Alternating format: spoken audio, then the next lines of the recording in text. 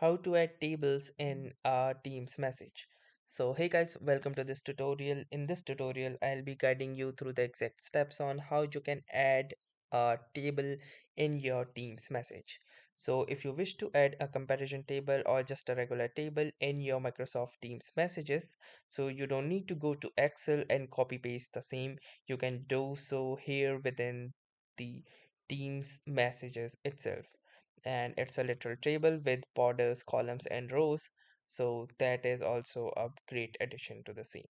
So how you can do this is very simple. Just open any chat window like I have and go to the chat bar. And once you do this, you will need to click onto this plus icon that also stands for actions and apps.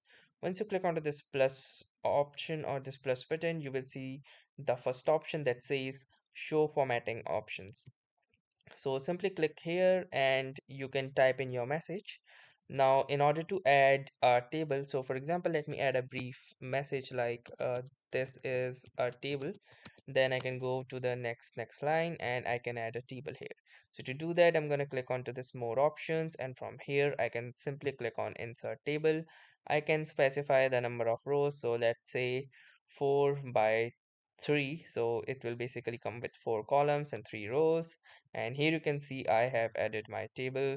So from here you can simply fill in the cells like this. So let's say title 1, title 2, and then also the column or rows as well.